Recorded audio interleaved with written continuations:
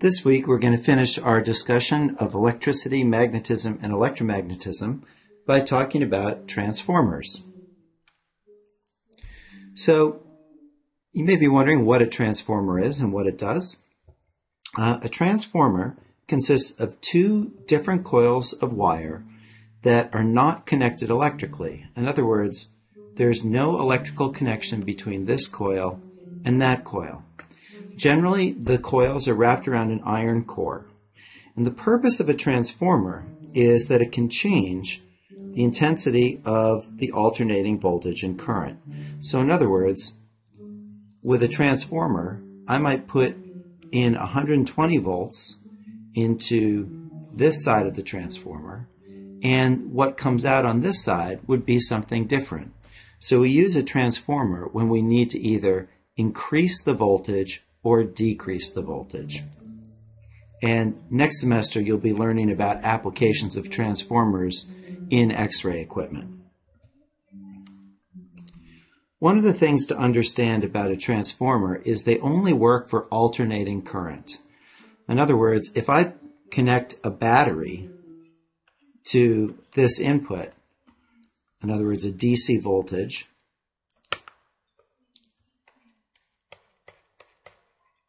no matter how big that voltage is, nothing would come out on this side.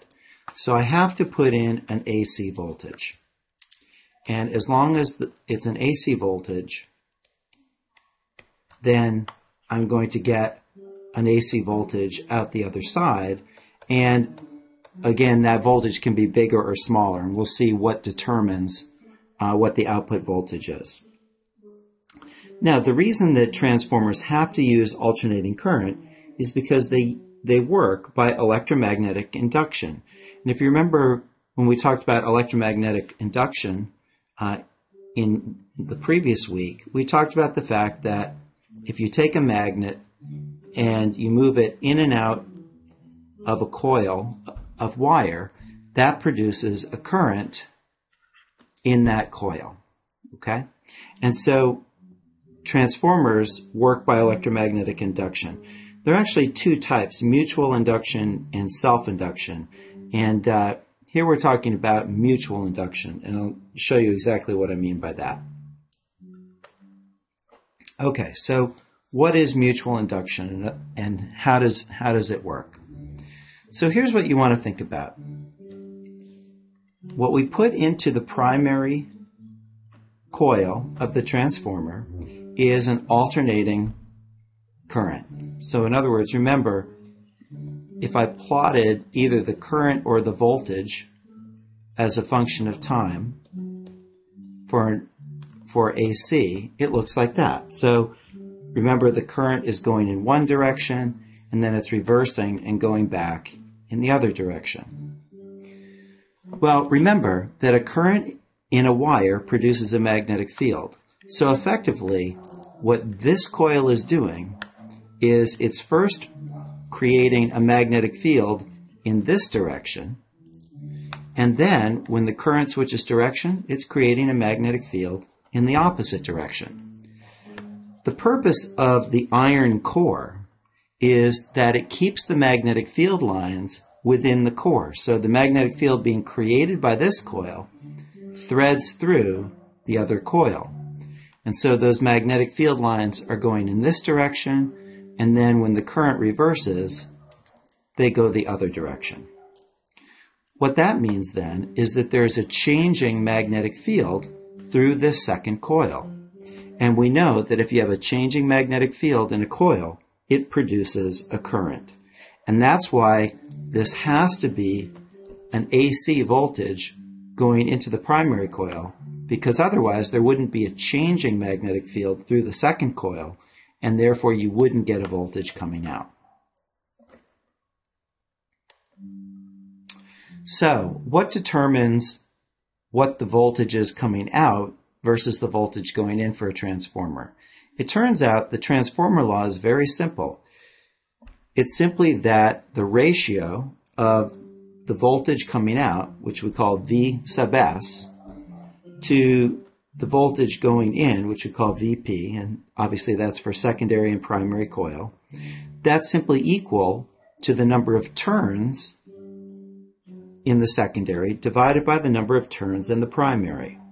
We can also define what we call the turns ratio, which again is simply the number of turns in the secondary divided by the number of turns in the primary. Now, if the turns ratio is greater than 1, we call it a step-up transformer, because we can see that if NS is bigger than NP, that means the voltage coming out of the transformer is bigger than the voltage going in. So if that ratio is greater than 1, it's called a step up because it increases the voltage. If it's less than 1, it's called a step down transformer.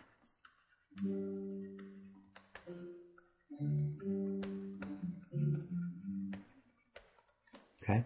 Simply because now the voltage coming out of the transformer will be less than the voltage that goes into it.